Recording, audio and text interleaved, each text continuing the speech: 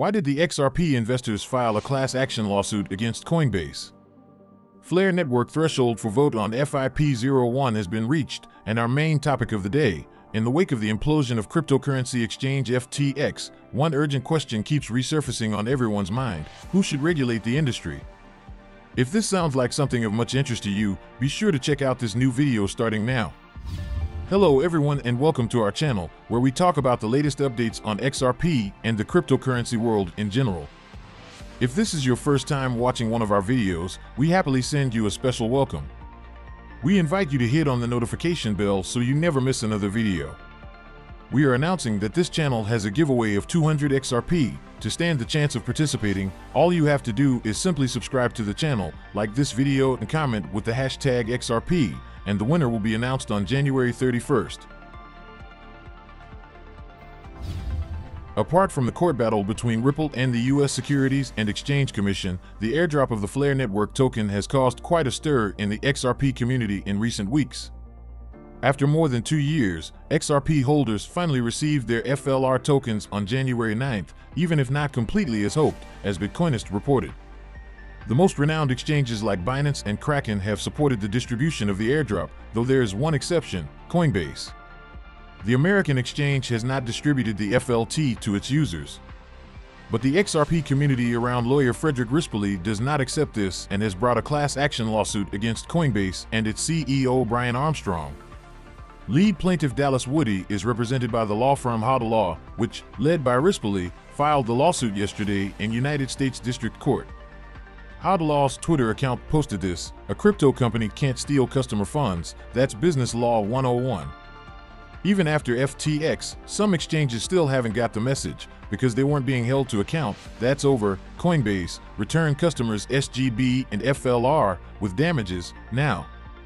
We have filed a class action lawsuit against Coinbase for its failure to provide their customers with Songbird and Flare tokens that Coinbase publicly affirmed it would distribute. No more excuses. The complaint alleges that the crypto exchange publicly agreed to distribute the airdrop among XRP holders. Coinbase's repeated and public assertions have caused XRP holders to additionally purchase XRP from the exchange, hold it in the defendant's custody, and/or transfer XRP from other wallets into the defendant's custody, according to the complaint. Based on the infringement, the plaintiffs assert civil claims against Coinbase for breach of fiduciary duty, fraud, intentional misrepresentation, negligent misrepresentation, constructive fraud, conversion, common count, negligence, violation of unfair competition law, and request for declaratory relief.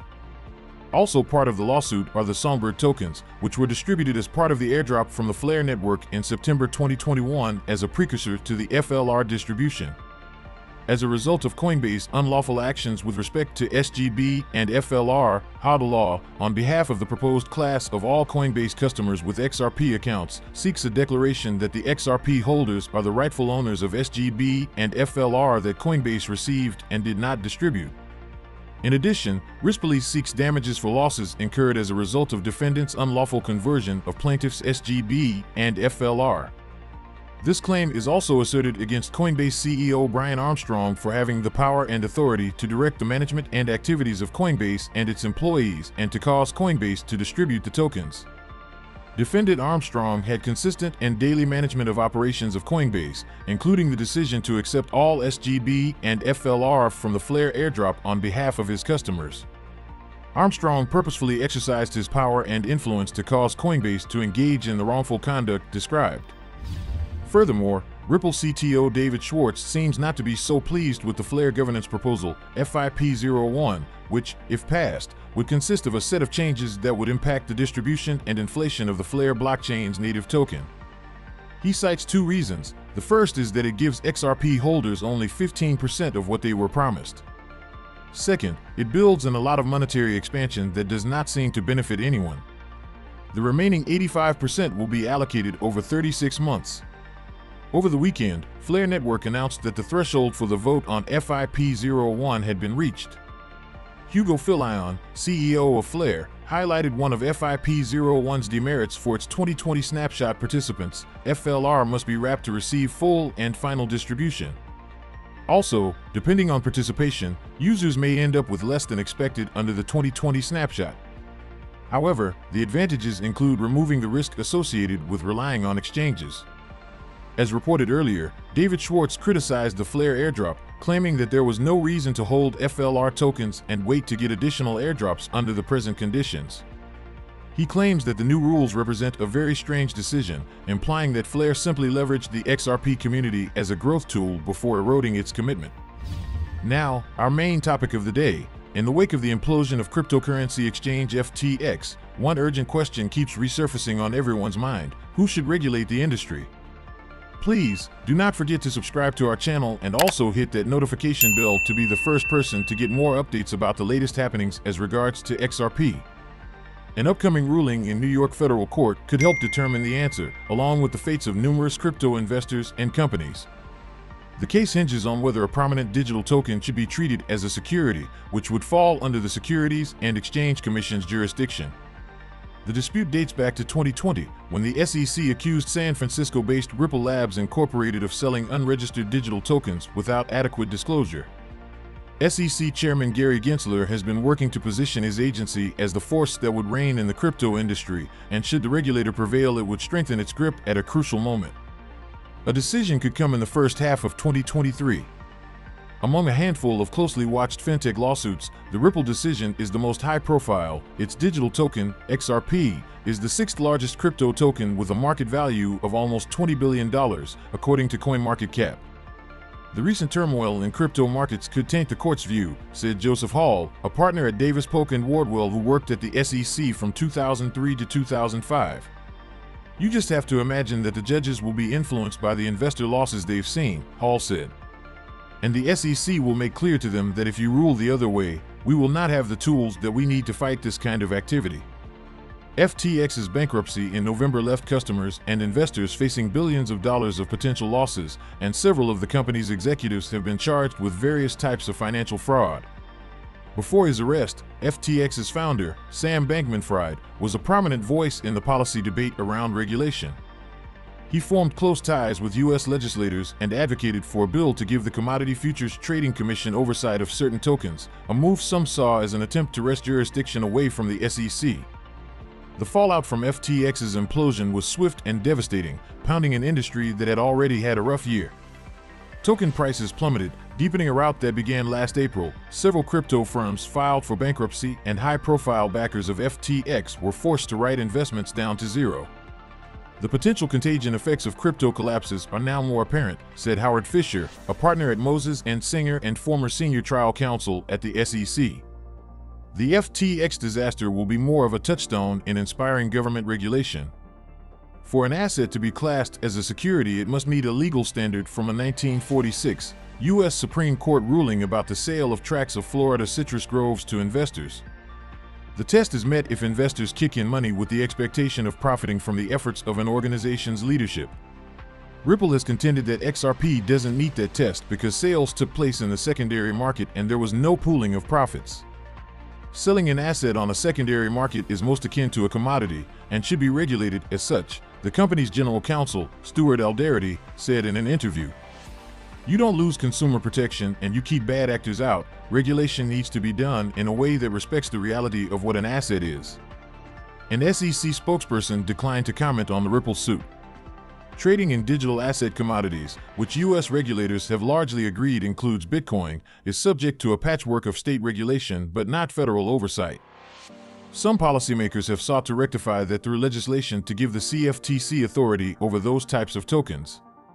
But if the Ripple ruling determines that XRP is a security, it would give the SEC ammunition to claim jurisdiction over the majority of digital assets, said Carol Goforth, a professor at the University of Arkansas School of Law who specializes in fintech regulation.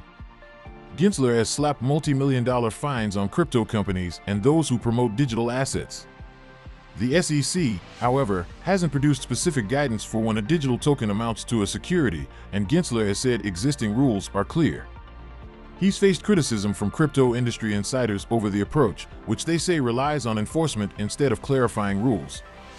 In its latest salvo, the SEC on January 12 sued crypto firms Genesis Global Capital and Gemini Trust Company for raising billions of dollars worth of crypto assets from investors through a program that it said amounted to an offering of unregistered securities. Instead of engaging in transparent and public rulemaking with industry comments, the SEC has chosen to mark its digital asset territory via the federal court system, said Arthur Jacoby, a former SEC attorney and partner at Herrick Feinstein.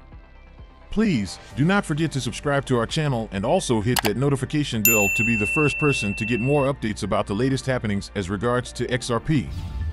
One recent court decision did define a digital asset as a security. A federal judge in New Hampshire ruled in November that blockchain-based publishing platform LBRY Incorporated violated U.S. securities law by selling its token without registering offerings with the SEC.